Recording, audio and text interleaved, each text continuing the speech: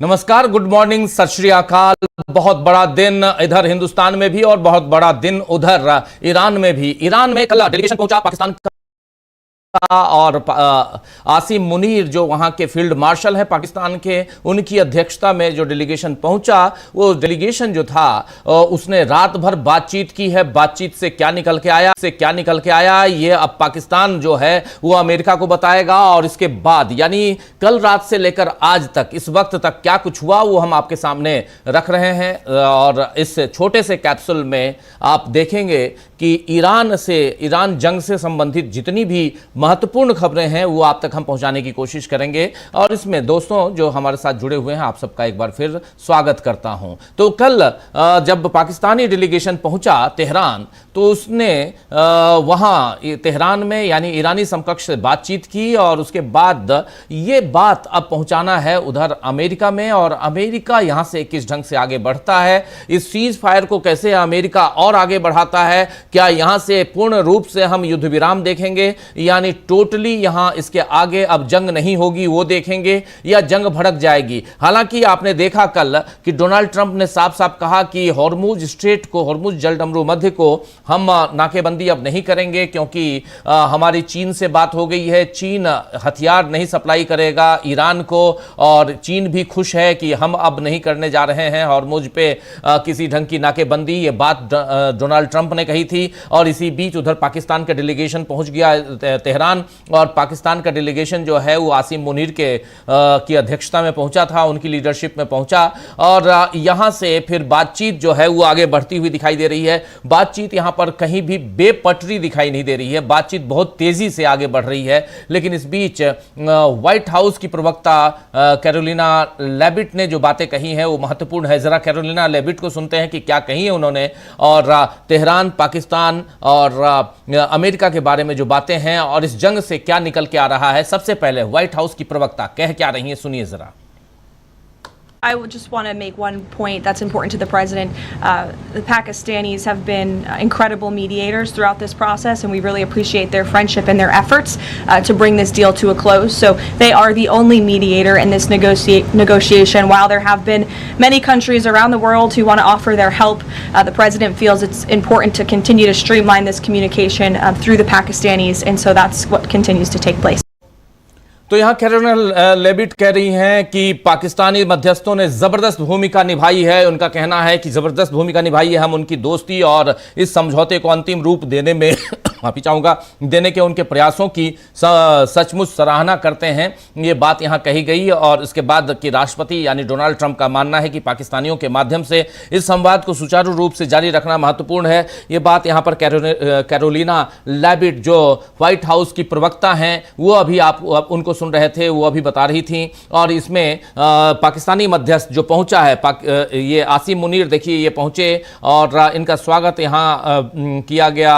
Abbas Araghchi ने स्वागत किया, सैयद अब्बास अरागची विदेश मंत्री ईरान के, उन्होंने स्वागत किया। और यहां से तस्वीर जो है थोड़ा और आगे बढ़ती हुई दिखाई दे रही है। और यहां इसके बाद रात भर बातचीत चली है। तेहरान, ये देखिए इन लोगों के बीच बातचीत, पाकिस्तान और ईरान के बीच द्विपक्षीय बातचीत। और इस बातचीत में तेहरान जो है यानी ईरान जो है वो अपनी बातें मनवाने के लिए कि हाँ ईरान के ऊपर एक ही प्रेशर है कि किसी भी ढंग से यूरेनियम एनरिचमेंट को रोका जाए, परमाणु संवर्धन को रोका जाए, परमाणु कार्यक्रम जो है उसको रोका जाए, ये बात कही जा रही है। अमेरिका की तरफ से यही डिमांड है। लेकिन इस डिमांड में तेहरान ने यह कहा था कि 5 साल के लिए हम इस कार्यक्रम को रोकने के लिए तैयार हैं। लेकिन अमेरिका का कहना था कि 20 साल हमको चाहिए। तो 20 बनाम 5 इसमें अब आगे कहां पहुंचा है, क्योंकि कुछ खबरें यह भी आ रही हैं, परसों से ही 2-3 दिनों से आ रही हैं खबर कि 10 से 12 साल के लिए ईरान यहां मानने के लिए तैयार है।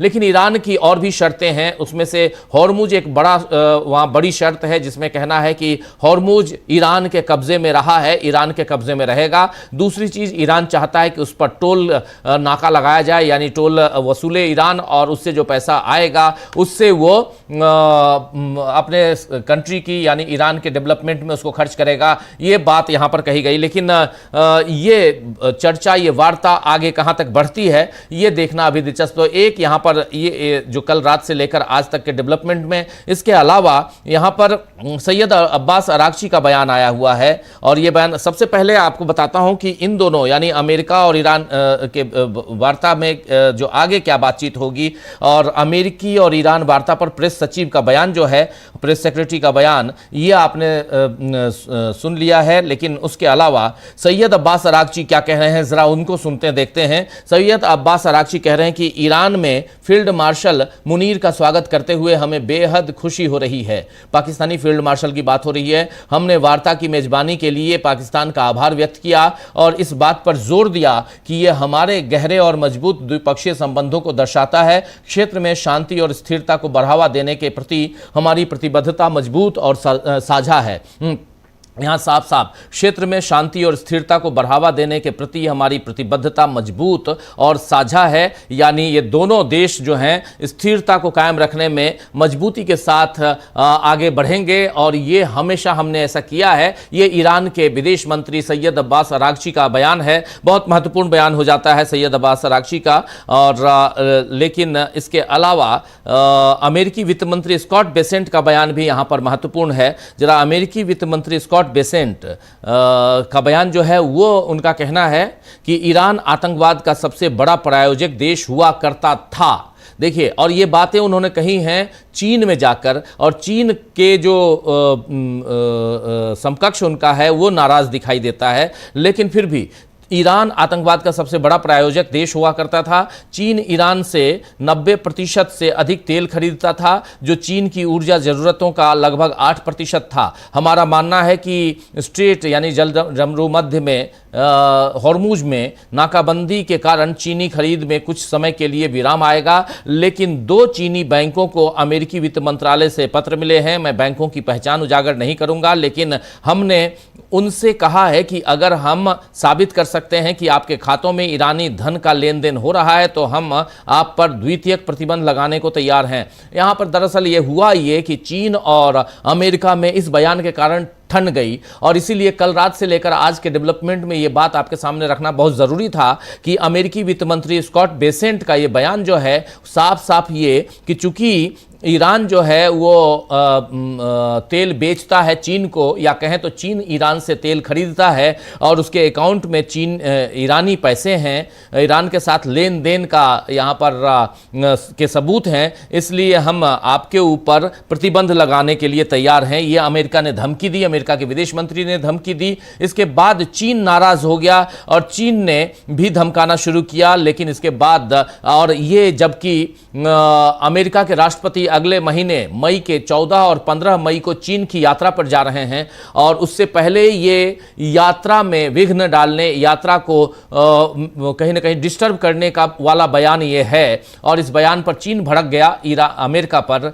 लेकिन इसको थोड़ा मनाने की कोशिश करते हुए अमेरिकी राष्ट्रपति डोनाल्ड ट्रंप नजर आते हैं। अमेरिकी राष्ट्रपति डोनाल्ड ट्रंप ने जब कहा कि मैं हॉर्मुज की नाकेबंदी नहीं करूंगा और चीनी हमारे साथी हैं वो इस बात से खुश होंगे, यानी चीन को खुश करने के लिए उन्होंने ये बयान दिया। लेकिन अमेरिका नाकेबंदी नहीं कर पाया, पहले भी नहीं कर पाया था और अभी भी नहीं कर रहा है, ये आप जान लीजिए। ये एक महत्वपूर्ण बात हो जाती है। और इसके अलावा ईरानी संसद के स्पीकर यानी अध्यक्ष मोहम्मद बागेर गालिबाफ का बयान लेबनान पे है, इंपॉर्टेंट बयान है। मोहम्मद बागेर गालिबाफ का लेबनान पर बयान बहुत इंपॉर्टेंट हो जाता है। उस बयान में उन्होंने कहा है कि लेबनान में व्यापक युद्ध विराम की पूर्णता और सुदृढ़ीकरण प्रिय हिजबुल्लाह के दृढ़ संकल्प, संघर्ष, वीरता और प्रतिरोध की धुरी की एकता का परिणाम होगा। संयुक्त राज्य अमेरिका को समझौते के प्रति प्रतिबद्ध होना चाहिए। युद्ध हो या युद्ध विराम, प्रतिरोध और ईरान की एक ही इकाई है। अमेरिका को इजराइल की पहली गलती से पीछे हटना होगा। अमेरिका को इजराइल की पहली गलती से पीछे हटना होगा, यानी यहां पर साफ साफ कि इजराइल जो गलती कर रहा है उसमें अमेरिका अगर इजराइल का साथ दे रहा है तो ये ठीक नहीं है। ये बात यहां पर कही जा रही है ईरान की तरफ से। ईरान के संसद के स्पीकर मोहम्मद बागेर गालिबाफ की तरफ से ये बयान आया है और ये बयान महत्वपूर्ण हो जाता है, इंपॉर्टेंट हो जाता है। लेकिन इस बीच आप तस्वीरें जो देख रहे हैं, ये पाकिस्तानी डेलीगेशन जो कल रात को पहुंचा, वहां तेहरान पहुंचा।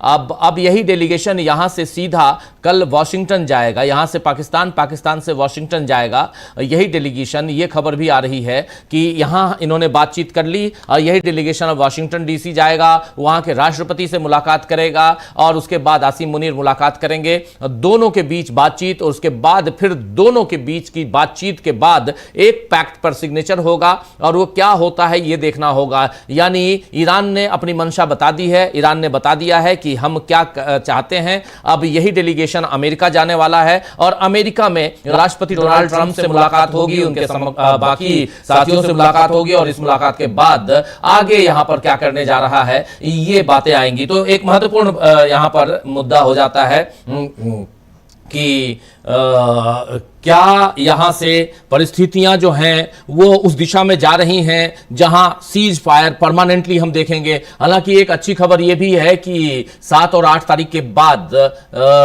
अभी तक किसी भी ढंग का भयानक वाला हमला जो कहते थे वो नहीं हुआ है। दोनों पक्षों की तरफ से किसी ने किसी के ऊपर हमला नहीं किया है, यानी सीज फायर का उल्लंघन नहीं हुआ है ये कह सकते हैं। और बातचीत बहुत ही शांतिपूर्ण तरीके से आगे बढ़ रही है, ये यहां पर दिखाई दे रहा है। ये जंग समापन की ओर बढ़े और शांति स्थापित हो पश्चिम एशिया में, यही हम भी कामना करते हैं। लेकिन यहां पर महत्वपूर्ण हो जाता है कि आखिर यहां से आगे कैसे। लेकिन एक इंपॉर्टेंट बात यहां आपके सामने जरूर, जो कल से लेकर आज तक जो खबर है उसमें एक इंपॉर्टेंट बात और रखना चाहता हूं, वो ये है कि अब अमेरिका ने कह दिया है कि हम रूसी तेल पर जो प्रतिबंध हमने हटाया था उसको जारी रखेंगे। 1 महीने की बात थी, 1 महीने के लिए भारत तेल खरीद सकता था, बाकी लोग खरीद सकते थे, लेकिन अब इसको हम इस प्रतिबंध को जारी रखेंगे। दरअसल रिपोर्टर ने पूछा सीधे सीधे अमेरिका में अमेरिकी जो व्हाइट हाउस की प्रवक्ता है उनसे, तो कैरोलिना लेविट से, तो उन्होंने रिपोर्टर ने यह पूछा कि अमेरिका भारत और अन्य देशों को रूस और ईरान से तेल खरीदने की अनुमति देने वाली प्रतिबंध छूट को समाप्त करेगा क्या, या इसको आगे बढ़ाएगा। यानी कि आप क्या कहेंगे अगर भारत रूस से तेल खरीद रहा था, आपने छूट दी थी, और ईरान से खरीद रहा था, तो इस प्रतिबंध को आप हटाए रखेंगे या इस पर फिर से प्रतिबंध लगाएंगे। इस पर व्हाइट हाउस का कहना है कि हम रूसी और ईरानी तेल के लिए जारी सामान्य लाइसेंस का नवीनीकरण नहीं करेंगे। यह तेल 11 मार्च से पहले ही जल स्तर पर था और इसका उपयोग हो चुका, पूरा उपयोग हो चुका है। यानी साफ साफ है कि अब हम तेल खरीदने नहीं देंगे। सीधे शब्दों में कहूं तो अब वो फिर से भारत रूस से तेल नहीं खरीद सकता है, यह अमेरिका ने बैन लगा दिया, और न ही ईरान से तेल खरीद सकता है, यह भी बैन लगा हुआ है। लेकिन चीन जो है वो रूस से भी और ईरान से भी तेल खरीद रहा है। चीन की अपनी ताकत है, ताकत के दम पे वो खरीद रहा है, लेकिन भारत नहीं खरीदेगा, ये आंखें दिखा रहा है अमेरिका। तो अमेरिका से बहुत सारी खबरें, और सबसे बड़ी खबर इस वक्त की कि ये डेलीगेशन जो तेहरान आया हुआ है पाकिस्तान से, इनकी बातचीत हो गई, रात भर बातचीत चली है और अब ये वापस पाकिस्तान जाएंगे और पाकिस्तान से फिर वो कल निकलेंगे वाशिंगटन डीसी के लिए। कल तारीख 17 है, परसों इन लोगों की बातचीत होगी और उसके बाद 18 तारीख को पाकिस्तान के प्रधानमंत्री भी लौट आएंगे, क्योंकि पाकिस्तान के प्रधानमंत्री 3 देशों की यात्रा पर कल ही निकल गए हैं, जिसमें सऊदी अरब है, कतर है और तुर्की है। हालांकि सारे देश आसपास हैं, ज्यादा दूरी नहीं है, लेकिन इन 3 देशों की यात्रा के बाद 18 तारीख को पाकिस्तान के प्रधानमंत्री वापस आ रहे हैं। और इसी बीच ये पूरी की पूरी जो डीलिंग है सीज फायर वाली, वो डीलिंग यहां पर कंप्लीट होते हुए दिखाई देती है और यहां से ये जंग रुकते हुए दिखाई देती है, ये कह सकते हैं। चलिए, इस चर्चा को, इस छोटे से कैप्सूल को यहीं विराम देने की अनुमति चाहता हूं, यानी यहीं समाप्त करने की अनुमति चाहता हूं। और अभी से ठीक 4 मिनट बाद आप सीधे न्यूज रूम से हमारे साथी समीर आत्मज मिश्र के साथ देखेंगे तमाम घटनाक्रमों पे, और इसके साथ साथ हिंदुस्तान में लोकसभा में 850 सीटों की लोकसभा, जो 543 सीटों की लोकसभा है, वो 850 सीटों की लोकसभा बनाने पर जो आमदा है मोदी सरकार, उसमें क्या कुछ हो रहा है, और उसके अलावा जंग के मैदान से क्या खबरें आ रही हैं, इन सबको लेकर हमारे साथी समीर जी आएंगे सीधे 12 बजे। और मुझे दीजिए इजाजत। बहुत बहुत शुक्रिया आपने ध्यान से